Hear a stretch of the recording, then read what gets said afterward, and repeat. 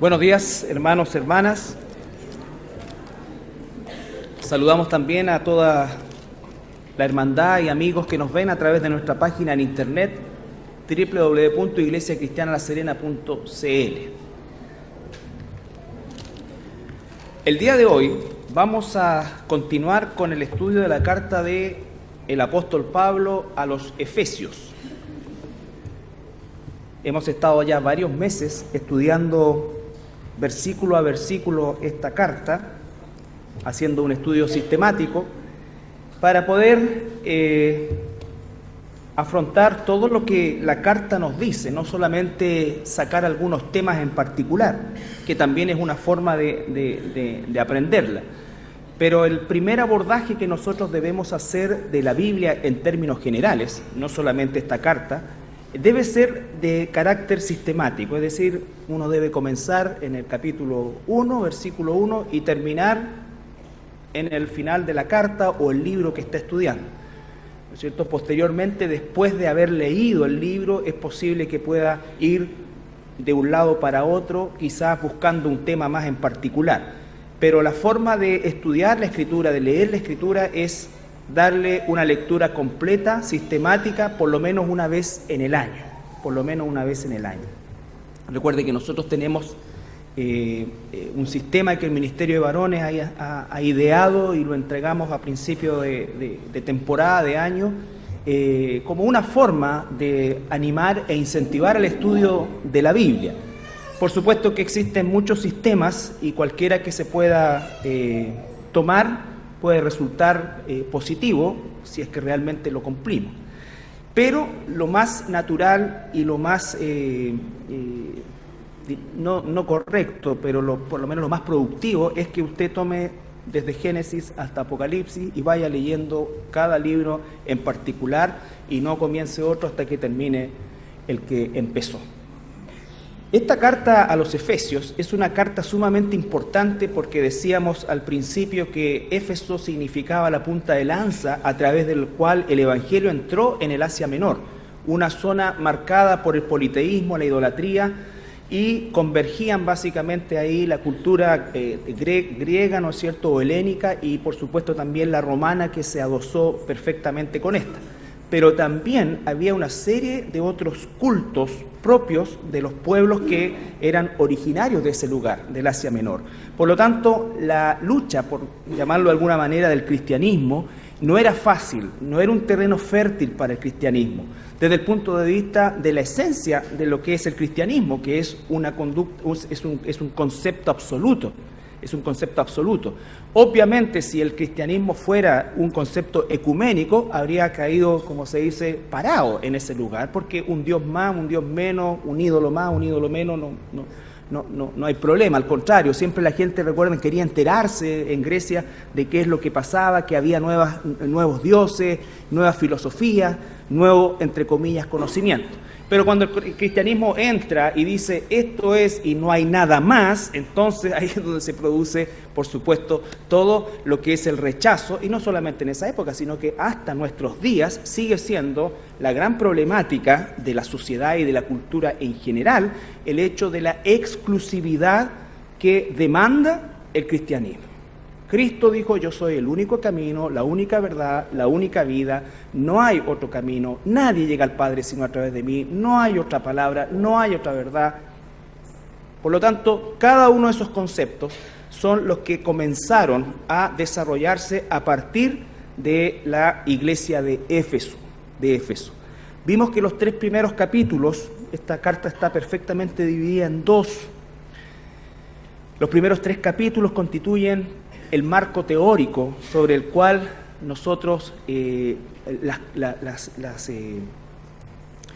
los dones, los regalos, lo que Dios nos ha dado en Cristo Jesús, fuimos rescatados por gracia, fuimos elegidos, ¿no es cierto? Dice que también fuimos capacitados, fuimos incorporados al cuerpo de Cristo, estamos y somos ciudadanos del cielo, en fin, todo lo que nos enseñan los primeros 3 capítulos son el marco teórico sobre el cual se va a construir la segunda parte, que ya es eminentemente práctica. solamente para recordar, ¿no es cierto?, el concepto de lo que hemos estado viendo en el último tiempo, en el capítulo 4, versículo 17, dice: esto pues digo y requiero en el Señor, que ya no anden como los otros gentiles que andan en la vanidad de su mente, teniendo el entendimiento entenebrecido, ajenos a la vida de Dios por la ignorancia que en ellos hay, por la dureza de su corazón. Entonces ahí tenemos el ejemplo o la descripción clásica de un inconverso. Tiene una mente gentil, tiene una mente pegada en el mundo, tiene un entendimiento entenebrecido y además tiene una dureza en su corazón. Entonces, ese es el tipo de persona con el cual convivimos nosotros y ese es el tipo de persona que no debemos ser nosotros. Antes éramos así, hoy no debemos ser así. No por un ejercicio de un esfuerzo humano, sino que por una transformación divina que el Espíritu Santo está llevando en la vida de cada uno de sus hijos e hijas. La obra del Espíritu Santo es un proceso de transformación, es un proceso de transformación permanente, continuo.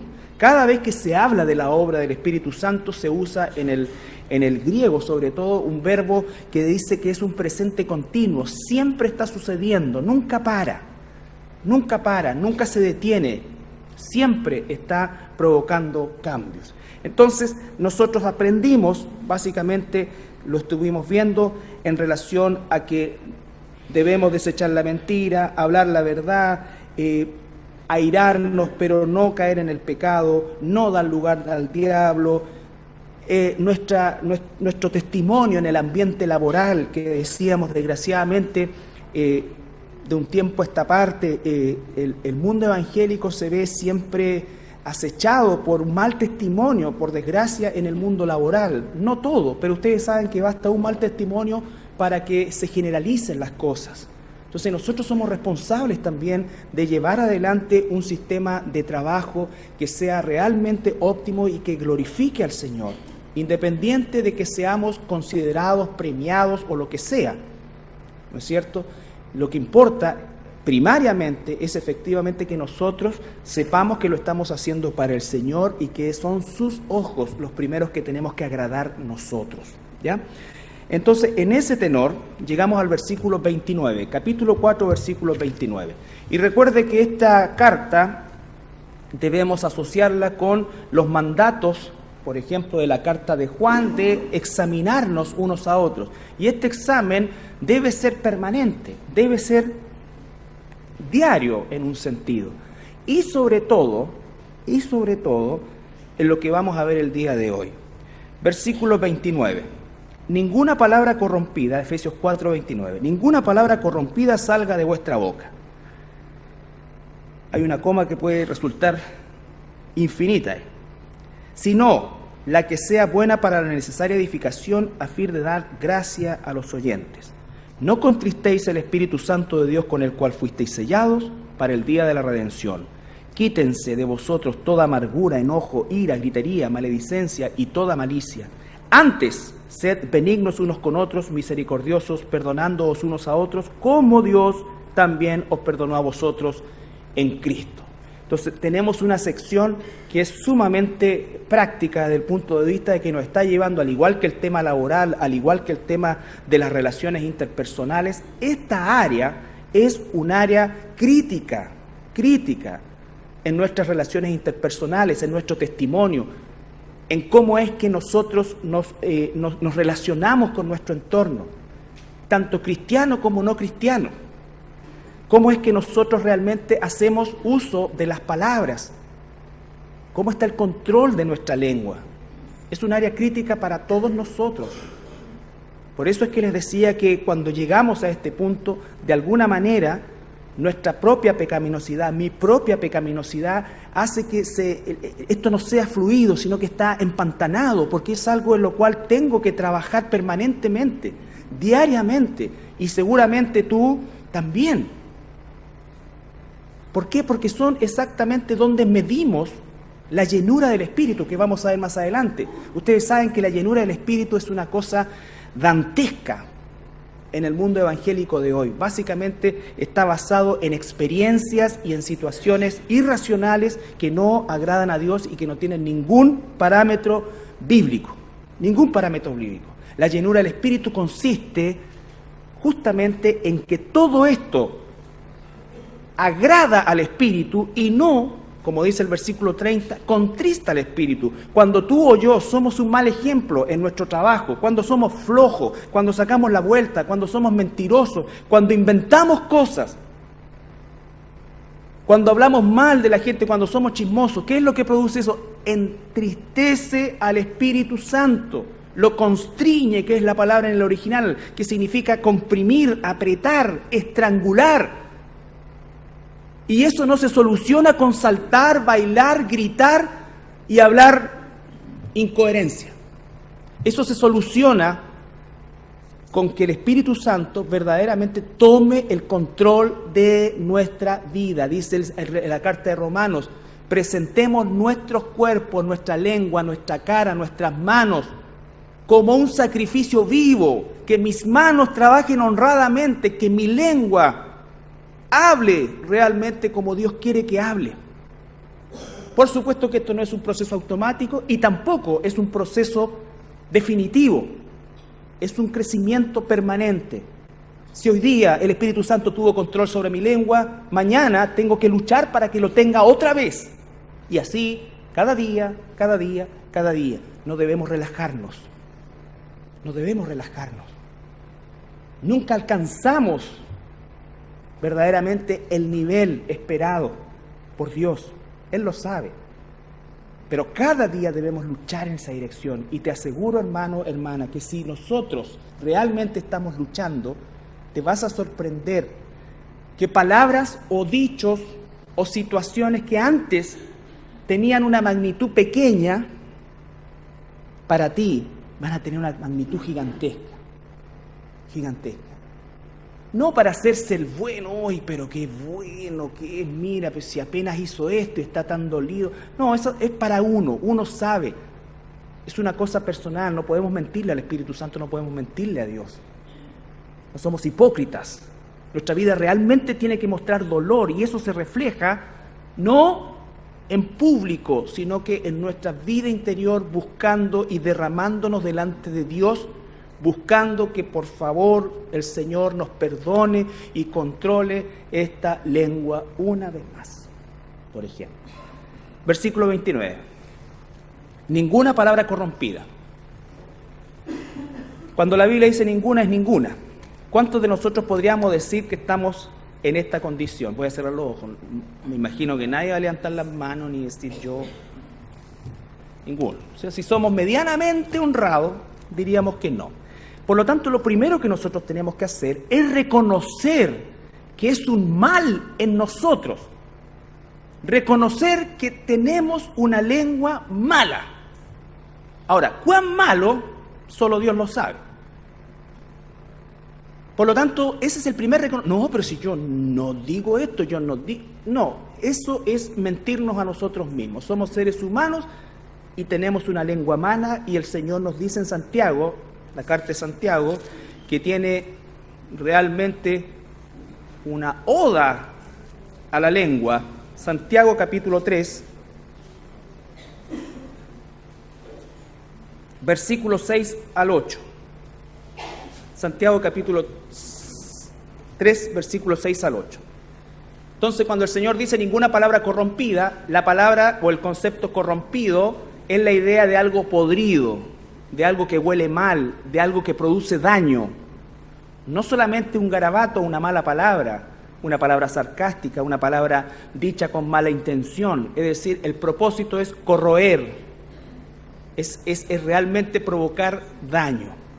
Santiago capítulo 3, versículos 6 al 9. Y la lengua, dice el Señor, es un fuego, un mundo de maldad.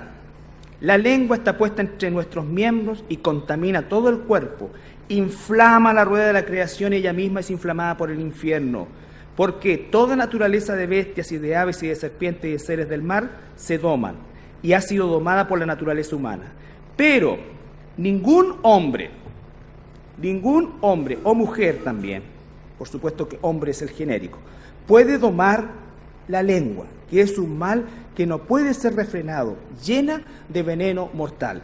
Esa es la imagen que Dios tiene de nuestra lengua. Esa es la imagen, esa es la realidad. Por supuesto que la lengua es el órgano final, el que ejecuta. Esto viene de acá y viene de acá. Pero estamos hablando en los términos, por supuesto, que la Biblia nos está mostrando. Por lo tanto, el primer reconocimiento que tengo que hacer yo para poder luchar contra esta naturaleza que está aquí descrita es reconocer el problema. Si no reconocemos el problema, y yo no soy así, y yo no digo esto, y pues claro, yo a veces digo unas cosas, pero no me voy a comparar con ese. Y empezamos con lo típico, entonces no hay esperanza. La esperanza para una lengua de estas características que tenemos todos es el control del Espíritu Santo. Es la única esperanza. El hombre natural no tiene ninguna esperanza, aunque haga esfuerzo, aunque se quede callado, aunque lo que sea. Eso va a salir. Eso va a salir.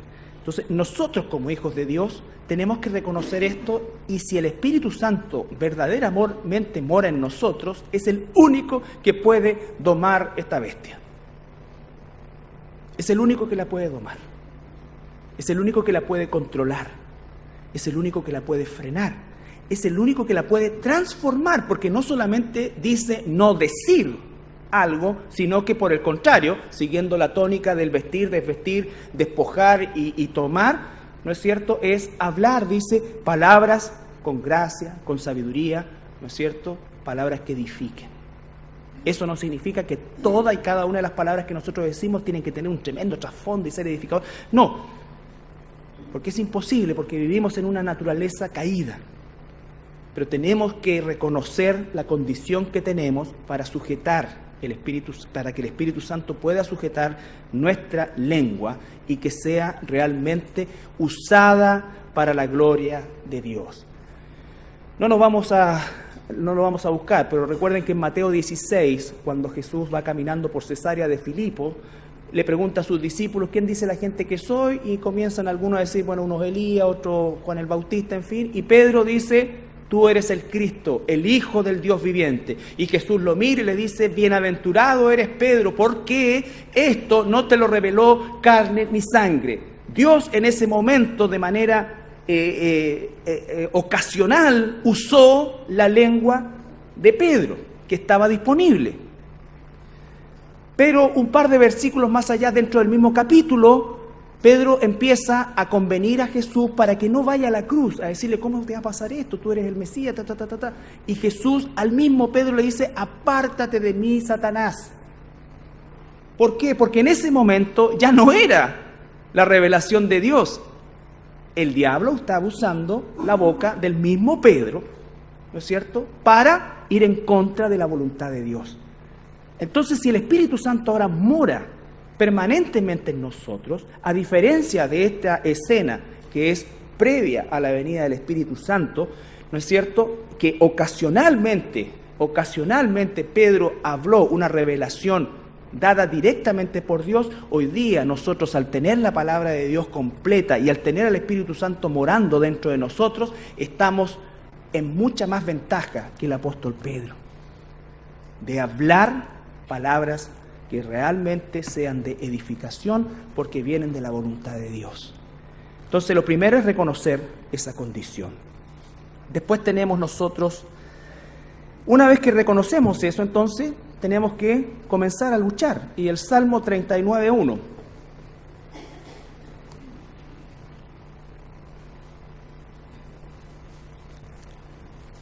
Salmo 39:1.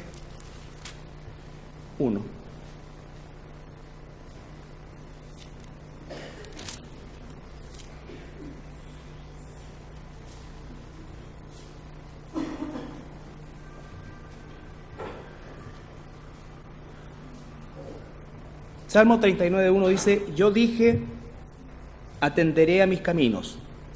O sea, pondré atención, voy a pensar, no voy a solamente a hablar por hablar, para no pecar con mi lengua. Guardaré mi boca con freno en tanto que el impío esté delante de mí. ¿No es cierto? ¿Por qué? Porque la tendencia en este caso del impío va a ser a contestar, maldecir. Si insulta, insulto. Si me daña, daño. Entonces, hay un freno. ¿Cuál es la preocupación de aquí el salmista? No es el nivel de ofensa que va a recibir, sino que la respuesta que va a dar. Él no quiere pecar contra Dios. Eso comienza a cambiar.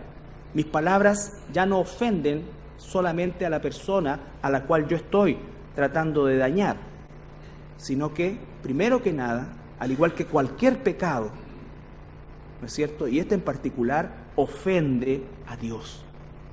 Ofende a Dios. Y yo no quiero ofender a Dios. Entonces, el punto de partida ya no soy yo, ya no es la contraparte, sino que es Dios. Dios se ofende. El Espíritu Santo se constrita. Y el Espíritu Santo es Dios. Dios morando en mí, Dios morando en ti como cristiano, como cristiana. Entonces, el punto de partida, vuelvo a insistir, no somos nosotros, es Dios. Lo que voy a decir va a ofender a Dios. No a esta persona, o a esta persona de rebote o secundariamente. Pero mi primera ofensa es vertical. Y eso, ¿no es cierto?, es lo que tiene que comenzar a frenar nuestra lengua de decir cosas destructivas. Por eso dice, atenderé mis caminos, pondré atención. Lo primero, no olvidar, esto ofende a Dios. Cuando vamos a pecar o viene la tentación del pecado, ¿no es cierto? Lo primero que pensamos muchas veces es, chuta, pero ay, ¿y si me pillan? Pensamos nosotros. Lo primero que tengo que pensar si soy un hijo de Dios es, esto ofende a Dios. Esto ofende a Dios. Ese es un chip, como se dice hoy día, ¿no es cierto? Muy difícil de cambiar, porque aún siendo cristianos, muchas veces nuestros argumentos o nuestro primer argumento frente a la tentación es, me van a pillar, se va a saber. Entonces, ¿qué es lo que tengo que primero pensar? Esto ofende a Dios. Y ese es el temor de Dios, porque Dios está 24/7 y 365 días ahí, dentro de mí. Él sabe lo que pienso, Él sabe lo que quiero, Él sabe lo que hago, Él sabe cuando estoy manipulando, Él sabe cuando estoy quitándole a algo para beneficio propio, o al revés, aumentándole a algo también para beneficio propio y en desmedro de otro. Cuando tú tienes esa conciencia, entonces verdaderamente se hace mucho más difícil pecar. Porque si somos medianamente hábiles, se puede pecar, ¿no es cierto?, sin que la gente se dé mayormente cuenta. Porque de repente destapan una olla y ¡ay! Sale todo, ¿no es cierto? Y este era así, este era así, y no lo creo, y todo, como lo que está pasando en el fútbol hoy día, ¿no es cierto? Se destapa una tremenda olla y nadie sabía nada, pero ¿cómo es que logras tú, o esa persona, o hasta un cristiano, ¿no es cierto? Oye, el pastor, y se veía tan esto, tan correctito, y tenía esto, tenía negocios por acá, tenía platas acá, se había llevado esto para allá, tenía plata en las Islas Caimán. Yo tengo un Caimán nomás, pero me falta la isla y la plata. Entonces, ¿cómo es que se llega a eso? Claro, porque se puede hacer. La hipocresía es algo que está inserto también en nuestra naturaleza humana. Y cuando llega el punto y te pillan, ¡guau! Pero cuando la conciencia nuestra es verdaderamente correcta en el inicio, que dice, esto ofende a Dios, nadie me está viendo, nadie lo sabe, hasta cuadra, pero Dios lo sabe. Entonces, ese es el freno, eso se llama temor de Dios. Eso se llama temor de Dios, hermano. Eso es lo que se ha perdido en la iglesia cristiana el día de hoy. Eso es el temor de Dios, que nosotros debemos recuperar. Cada uno de nosotros. ¿Y cómo se recupera eso? Haciendo este ejercicio, individualmente. Cada uno de nosotros como piedras vivas, viviendo realmente en santidad delante de nuestro Dios, en primer lugar, independiente de cuáles sean las consecuencias hacia abajo. Pero yo tengo que agradar a mi Dios. Tengo que agradar a mi Dios. En el Salmo 141:3. Salmo 141:3.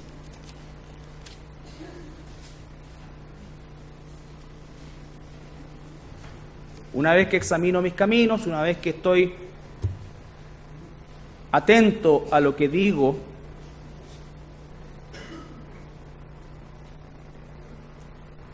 Salmo 141:3, la Biblia nos dice, David acá, pon guarda a mi boca, oh Jehová, guarda la puerta de mis labios. Versículo 4, no dejes que se incline mi corazón a cosa mala, a hacer obras impías con los que hacen iniquidad, y no coma yo de sus deleites. No participe yo de sus deleites, de sus mentiras, de sus chismes, de sus pelambres. No participe yo, Señor, de eso. Entonces, pon guarda, oh Jehová, a mi boca, porque la necesito, y el único que puede controlarla eres tú. Eres tú, Señor. Entonces, queridos hermanos, este tema de palabras corrompidas, que ninguna palabra corrompida salga de vuestra boca, no va a solucionarse con una buena intención. Ya yo hoy día, esto es lo último que digo, nunca más voy a decir esto. No, porque ¿cuántos de nosotros hemos dicho nunca más y no ha sido así? ¿Por qué? Porque el foco ahí está equivocado, es en mi propio esfuerzo. Y yo tengo que, primero que nada, sujetarme, pedir el poder del Espíritu Santo, que para eso está el dunamis de Dios, que es el poder del Espíritu Santo, que está en mí. No es para hacer, ¿no es cierto?, levitar cosas, no, es para que pueda controlar lo que yo no puedo controlar nunca. Por ejemplo, mi lengua, por ejemplo, mi mente, para que mis actos agraden a Dios. Ese es el poder del Espíritu Santo, para eso está el poder del Espíritu Santo.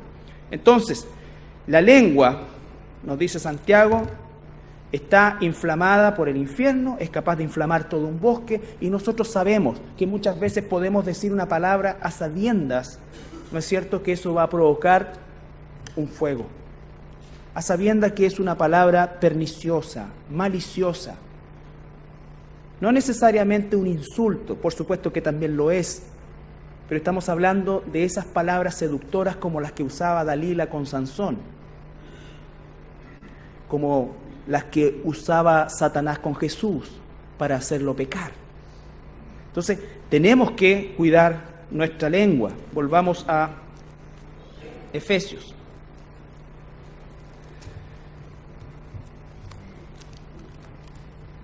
Entonces, lo primero, reconocemos la realidad.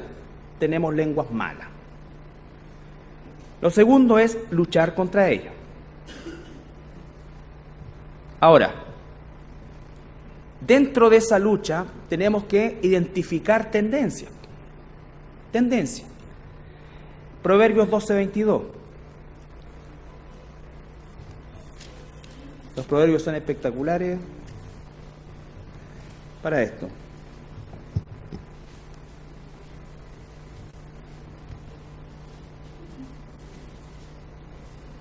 Proverbios 12:22.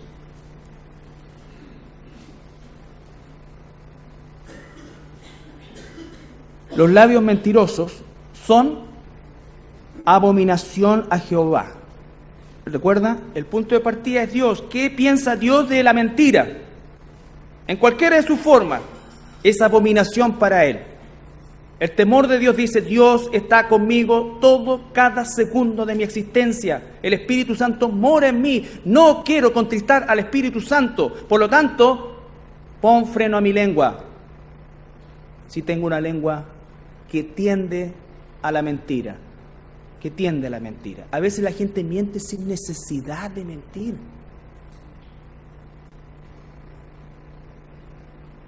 Basta con decir sí o no, muchas veces. Pero la gente inventa mentiras y después se las cree. Y realmente cree que fue e hizo todo lo que hizo y nunca existió.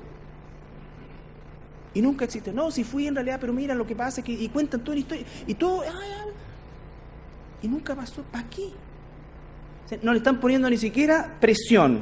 Entonces, ¿qué piensa Dios de la mentira? Lengua mentirosa es abominación para Dios. Otra lengua, Proverbios 18:8.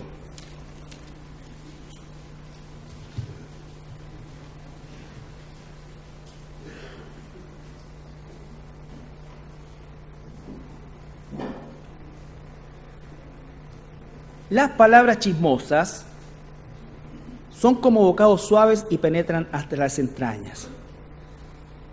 Dios abomina las palabras chismosas. ¿Qué es un chisme? Son comentarios de los cuales tengo un hilito de que algo que puede ser y yo lo transformo en una verdad. En una verdad. No, si este gallo es así, sí, no. O esta persona es asada o acá. Chismear sobre alguien. Primero, no en presencia de la persona aludida. Segundo, ¿no es cierto?, mentir sobre esa persona en base a algo normalmente que se escuchó. Pero tú lo viste, no, pero me dijeron. Y entonces, por supuesto, cada una de esas cosas es propia de nuestra naturaleza humana. Propia de nuestra naturaleza humana. Entonces, había hasta una canción que se llamaba La Copucha, no sé, ustedes son algunos muy chicos, pero... Entonces, La Copucha son mentiras, y le encanta a nosotros, y esos programas en la mañana de farándula y cuestiones, pero la asquerosidad más grande, sobre todo cuando sale Pedro Ángel, ese maldito que si no se arrepiente se verá al infierno con todas sus cartas y velas y demás cosas, es decir, viven de eso. Hay una industria detrás de eso. Y eso corre para todos nosotros. Corre para todos nosotros. Si tú tienes una tendencia chismosa, yo creo que deberías botar la tele. O sea, yo creo que deberías botar la tele. Porque en realidad no sé qué se puede ver que no sea de esas características. Ahora, si no es así, bueno, puedes tenerla y vivir bajo el control del Espíritu Santo. Pero es esa tendencia, esa industria que se ha establecido en función del chisme, del rumor, de la descalificación, del engaño, de la mentira. ¿No es cierto? Todo eso está ahí y no son con propósitos constructivos, por supuesto que no. Entonces, cuidado con eso también, porque ¿cómo es que alimentamos nuestro cerebro? Finalmente, nuestra lengua va a operar en función de lo que tenemos en nuestro cerebro. Si nosotros queremos ser de bendición, obviamente no podemos tener nuestro cerebro, nuestra mente lleno de ese tipo de cosas. Lleno de ese tipo de cosas. Cuando los fariseos arrestaron a los discípulos y después de golpearlos los sacaron, dijeron, ¿saben qué? Realmente esta gente estuvo con Jesús. ¿Por qué? Porque de su boca salía la misma enseñanza de Jesús. Hablaban como Jesús. Se expresaban como Jesús. ¿Y eso significa qué cosa? Que pasaban tiempo con Él. Nosotros vamos a expresar lo que somos. Si tu mayor tiempo es invertido en la televisión o en otras cosas, eso es en definitiva de dónde va a fluir de la abundancia del corazón, habla la boca. Recuerden ustedes que para el hebreo corazón es los sentimientos, las emociones, pero también la mente y el intelecto. Entonces, cuidado con eso. Es una tentación grande porque la verdad es que existen muchas distracciones. Pero si realmente nosotros queremos ser de bendición para otros, efectivamente tenemos que cambiar la nutrición mental y cerebral que estamos haciendo. Entonces, también dice en Proverbios, ahí mismo, el 10, 18, Proverbios 10, 18.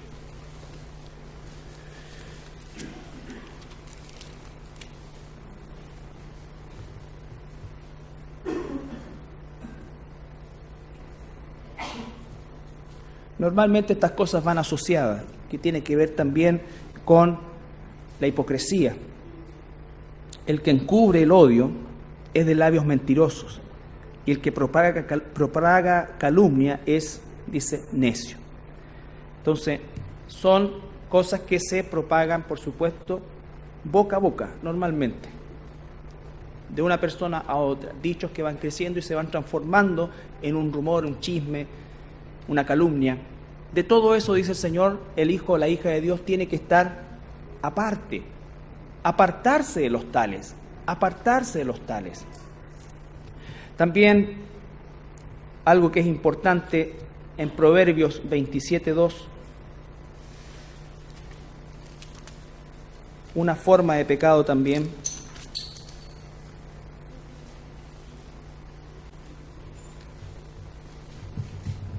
Proverbios 27:2.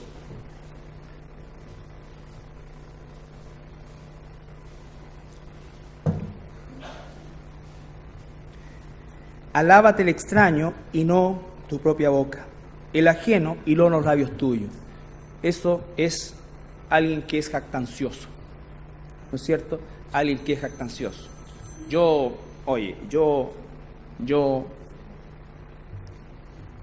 Y saben siempre todo y siempre. Oye, es que realmente un amigo que fue a la India y me estaba... Oye, estuve en la India, viejo. Y tengo un amigo que fue a la NASA. Sí, uy, yo estuve en la NASA. Y yo. ¿No es cierto? Por supuesto que necesitamos todos nosotros palabras de ánimo, como dice la Escritura. Pero otra cosa es la jactancia o lo contrario, o lo que se suma a eso también, que es el adular por querer obtener algo de alguien.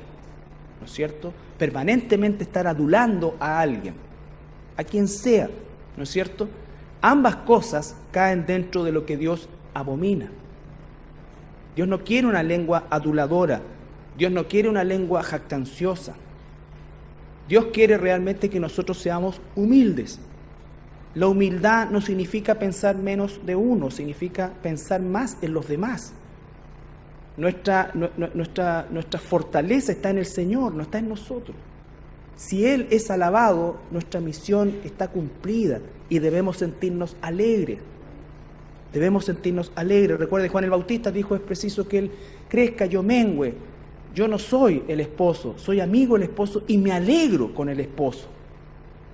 Nosotros nos alegramos realmente con el éxito, entre comillas, de otro, con los logros de otro, con cómo Dios usa a otro, o tenemos ese dejo de envidia, tenemos esa resistencia a que otro destaque por sobre nosotros. Eso también es importante porque recuerden, volvemos a lo que comenzamos. Los ojos, los primeros ojos que yo debo agradar y quiero agradar son los ojos de Dios, aunque se desagraden todos los demás. Aunque se desagraden todos los demás. Entonces, si puedo mirar a los ojos a Dios y presentarme como un obrero aprobado que no tiene de qué avergonzarse, entonces lo que suceda más allá no es resorte mío. Si tu felicidad es realmente agradar a Dios, estas cosas van a pasar a ser secundarias. No digo que no van a afectarte, pero nunca van a destruirte, no van a corroerte, no van a alejarte de Dios, no van a hacer que sientas rabia por otros. Hay cosas que nosotros no vamos a cambiar. Hay cosas que se pueden cambiar, pero sí hay cosas que el Espíritu Santo va a transformar.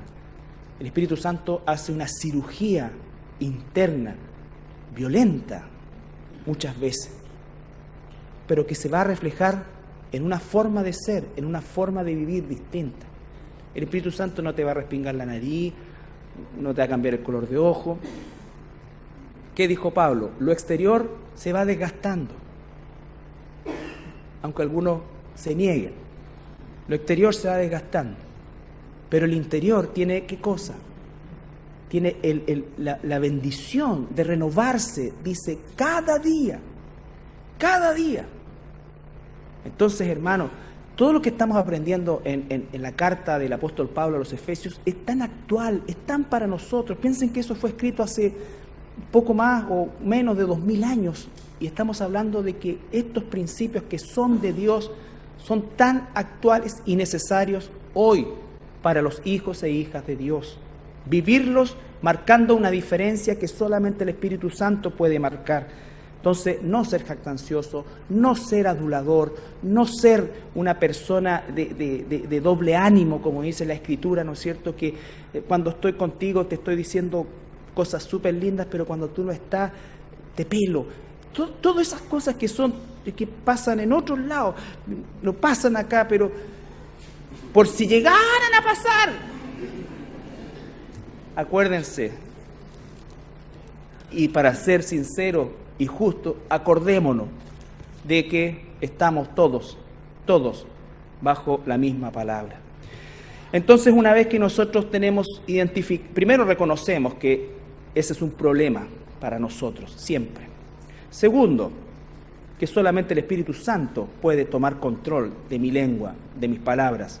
Tercero, ¿no es cierto? Tengo que reemplazar aquello que es corrompido, que era mi naturaleza, no solamente quedar neutro, sino que reemplazarlo por palabras, dice la Escritura, que den gracia a los oyentes, gracia a los oyentes. Entonces, Filipenses 4:8.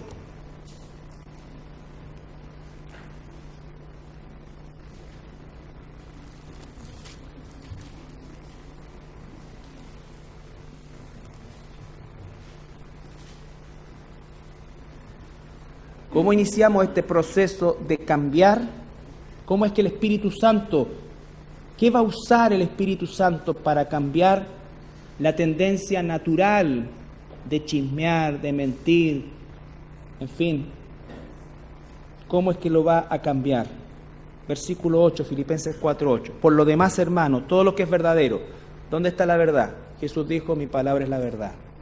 Jesús dijo, conoceréis la verdad y la verdad los va a hacer libres. Por lo tanto, cuando está hablando de verdadero, nos está refiriendo a la palabra, ¿no es cierto?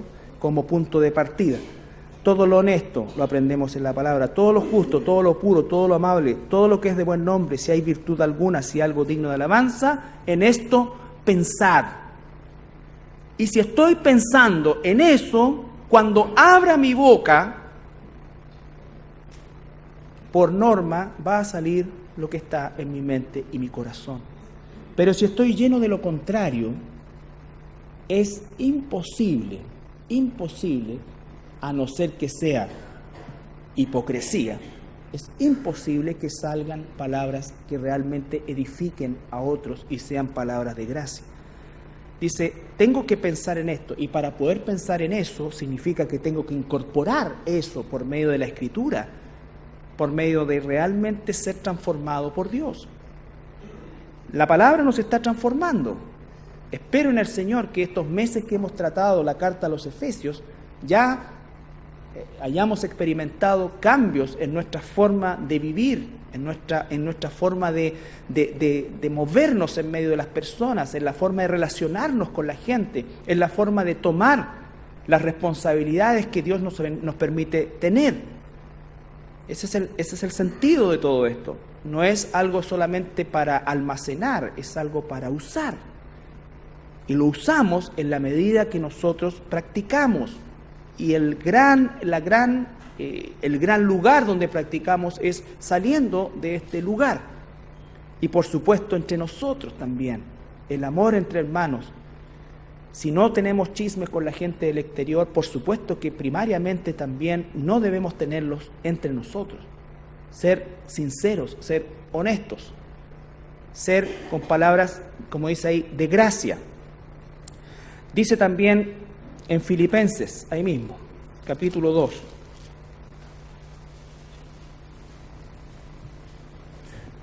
Capítulo 2, versículo 3 y 4.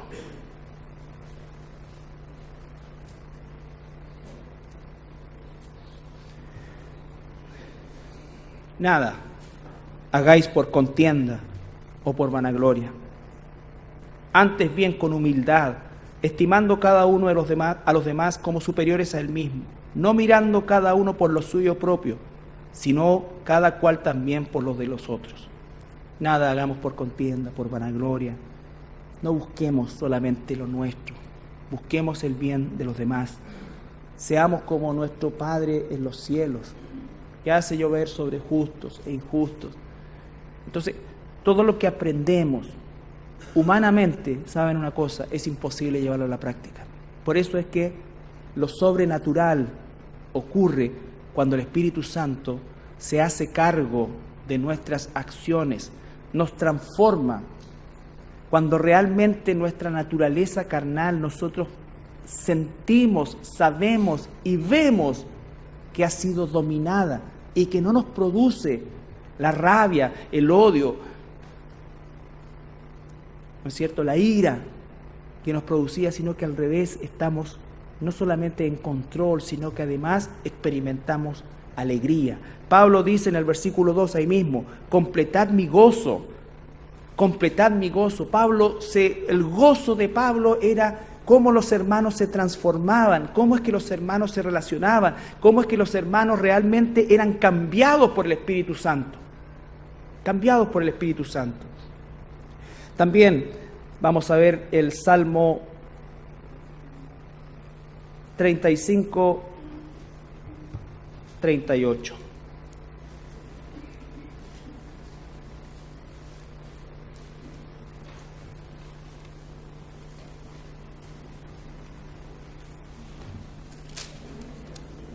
Perdón, estoy mal. 28 es. Ahí sí. 35, 28.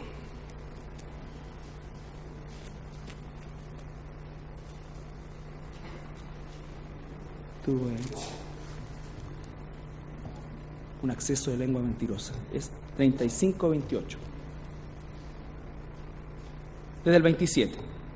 Canten y alégrense los que están a favor de mi justa causa, y digan siempre: sea exaltado Jehová, que ama la paz de su siervo, y mi lengua hablará de tu justicia y de tu alabanza todo el día.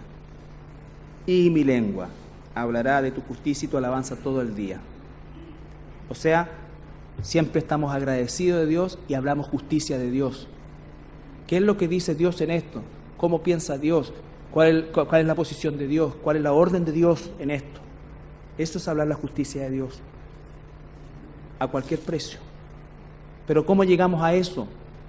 Por medio del estudio de la palabra, de la transformación individual que Dios hace con cada uno de nosotros y la transformación corporativa que Dios hace por medio de la iglesia. Por medio de la iglesia. Bueno, vamos a leer Lucas 4:22 primero. Y de ahí vamos a... No se pongan nerviosos si van a llegar a ver la previa. Para los varones. Hoy día muere el cacique. Isaías 54.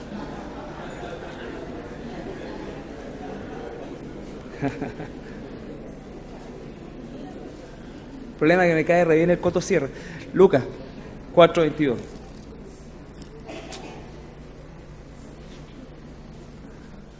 Lucas 4:22.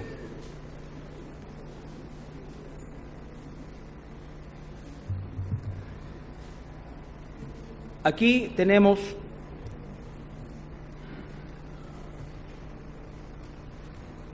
a Jesús, el ejemplo máximo de llenura del Espíritu y de realmente ser controlado por el Espíritu Santo. Dice de Jesús: y todos, cuando Él se presenta en Nazaret, y todos daban buen testimonio de Él. Todos daban buen testimonio de Él.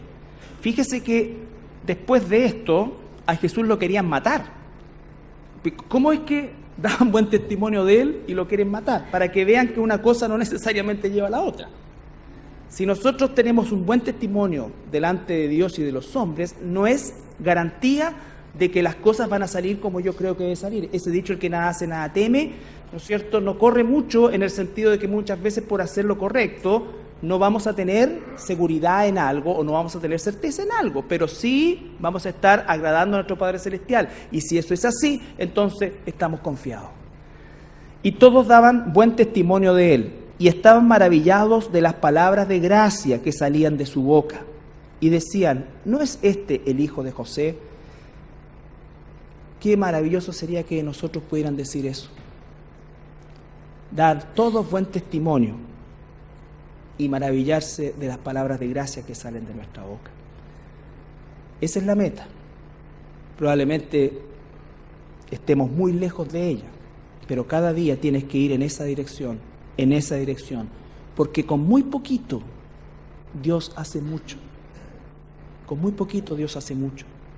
Pero el esfuerzo diario que tenemos que poner en esto, por amor a Dios, y ver la mano del Espíritu Santo transformándonos, es lo que nos alienta a seguir a la meta. Todos daban buen testimonio de Jesús. Si nosotros leemos más abajo, ahí mismo, versículo 28, al oír estas cosas, todos en la sinagoga se llenaron de ira. La verdad de Dios, el buen testimonio delante de Dios, puede llegar a provocar ira en las personas. Pero Jesús estaba haciendo la voluntad de Dios.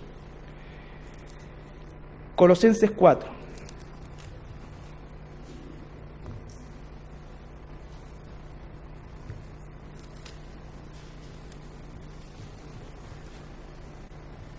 4:6.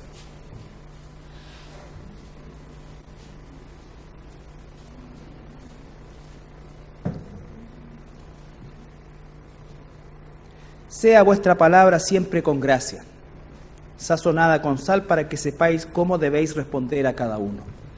La palabra con gracia, sazonada con sal, dice. ¿Ya? Eso significa que no solamente la verdad es importante, por supuesto que es importante y lo más importante, pero también lo es la forma, en el sentido de que nosotros debemos ser también conscientes de que nuestro interlocutor puede, ¿no es cierto?, realmente sentirse mal con una verdad. La brutalidad no es parte de lo que no es necesaria muchas veces para decir la verdad. No, yo soy sincero, llego y las tiro. A mí me da lo mismo. No, un cristiano no es así. Si le gusta, bien. Pues y todas esas expresiones que por si llegan a suceder dentro del seno de nuestra iglesia o de nuestra familia, ¿no es cierto?, nosotros tengamos en cuenta esto. Sea vuestra palabra siempre con gracia, a pesar de que estemos confrontando a alguien, sazonada con sal. Esto es la idea, ¿no es cierto?, de que se impregna y le da otro sabor, ¿no es cierto?, le da otro sabor a algo. Es como cuando, por ejemplo, a estas cuestiones de sales de fruta o estas cosas que son efervescentes, que son asquerosas, le ponen sabor a uva, entonces ya no es tan asquerosa. Algo de sabor, pero es para maquillar, para que no sea tan Entonces nosotros tenemos que también tener un cuidado en eso. No se trata de adular, no se trata de mentir, no se trata de esconder. Se trata de tener, ¿no es cierto?, gracia con nuestro interlocutor o con quien sea, que en definitiva vaya a recibir una verdad que muchas veces puede ser dolorosa. Si eres sorprendido en un pecado, si soy sorprendido en un pecado, por supuesto que es doloroso. Es doloroso. Pero el deber de un hermano, una hermana, es corregirme. Pero siempre, ¿no es cierto?, palabra con gracia, sazonada con sal, para que sepáis cómo debe responder a cada uno. Cuando uno hace un análisis del día a día, normalmente gran parte del día nosotros estamos dando respuestas a las personas. Siempre nos están preguntando o estamos preguntando. Entonces, saber cómo realmente nosotros relacionarnos con nuestros semejantes. Y por último, y espero que esto sea con lo que nos quedemos también, en Isaías 54,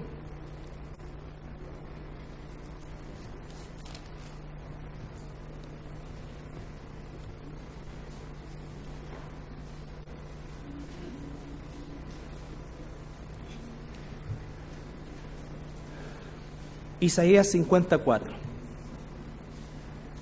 Hermano, quiera Dios que cada uno de nosotros sea reconocido en su medio, no como un concepto de jactancia, por favor, pero sí que sea reconocido en su medio como alguien al que vale la pena preguntarle algo, al que vale la pena pedirle un consejo, al que vale la pena escuchar en algún momento. Quiera Dios que sea, no que le voy a preguntar eso. Que valga la pena, o sea, que realmente a las personas independientes que no sean, por supuesto, cristianos y que no tengan ningún interés por el momento en las cosas de Dios, porque esa obra la hace Dios. Nuestro deber es orar, santificarnos, ser un testimonio, predicar. Pero Dios dice que cuando nosotros estemos en ambientes de ese tipo, quiera Dios que como dijeron de Jesús, tengamos buen testimonio delante de los demás, ¿no es cierto?